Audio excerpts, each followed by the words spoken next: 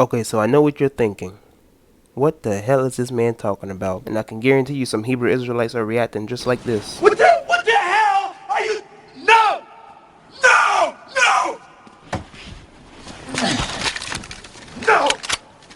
But this is indeed true, ladies and gentlemen. The Sabbath is not on a Saturday, nor is it on a Sunday. We know for a fact it's not on a Sunday, but it's not on a Saturday either. See, the Sabbath that we have been conditioned to believe, either or, have been formulated and conditioned by the Romans. Don't believe me? Well, did you know that two different Adventist committees have been convened to study the lunar Sabbath, one in the 1930s and the other in the 1990s, and both of them concluded that Saturday, what is considered the pagan Saturn's day, according to the Romans, is not the Sabbath. So some of you may ask, where did this concept come from? Well, the concept of the Sabbath being on a Saturday was created by Pope Gregory, the Roman Catholic Pope Gregory. And he put the Sabbath on Saturn's day to cover up the paganism and the traditions and the customs of the paganistic origins of Saturday with the Sabbath, and tried to say that the Sabbath is on a Saturday according to the Gregorian calendar. Now, as we all know, the Gregorian calendar is not in the Bible. As a matter of fact, the Hebrew people went by a lunar calendar, similar and oriented from the Kemetic lunar calendar. And yes, I did say Kemetic as in African, as in Egyptian. And let's also make something clear that Egypt is not essential to all of Africa. But that is neither here nor there. And I know someone's going to ask me, well, where's the scripture, Tyrone? Well, I'm glad you asked.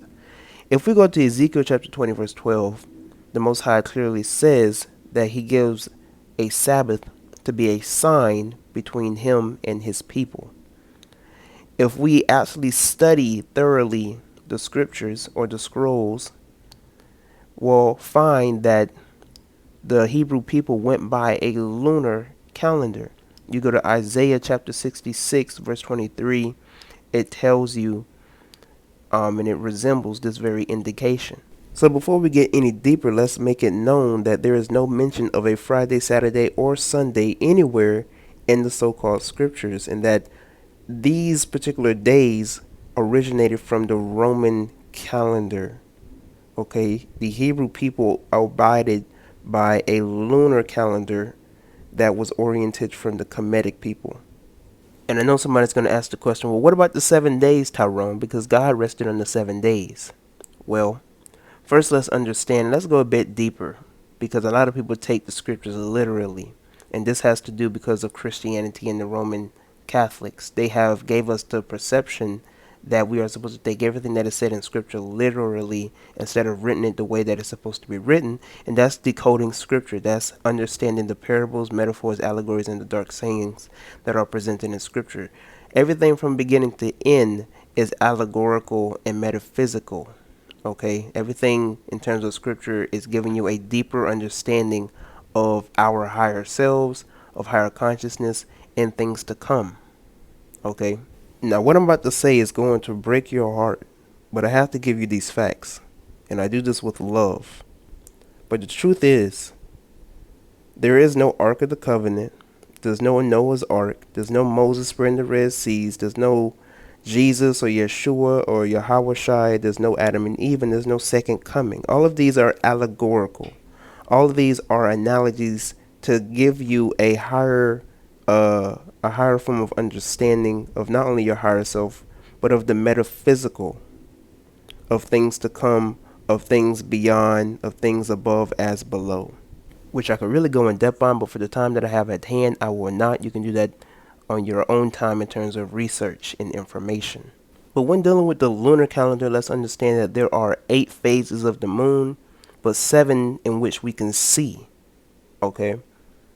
Let's also understand that when dealing with 7 days in the scriptures, it's not literally talking about 7 days. Okay, the days that are described in the Old Testament in the book of Genesis is very different from what we would consider to be days. In actuality, it's actually talking about 7 stages. And when you look at these 7 stages, the seventh stage is the stage of completion. That is what we call the Sabbath or the Shabbat. So within the 7 stages, you have the flower of life. The flower of life is the symbolism, it's the three-dimensional symbol for creation. And within the flower of life, you have the tree of life, as above, so below. And this is also the replication of the Lord's Prayer. So in conclusion, a lot of you so-called Hebrew Israelites and Christians even are abiding by a Sabbath that was created by a Roman Catholic. Okay, this is not biblical at all. The Hebrew people abided by a lunar calendar, and they went by what is called a lunar Sabbath that also the Kemetic people practice as well. Because after all, the Hebrew people got their culture from the Kemetic people.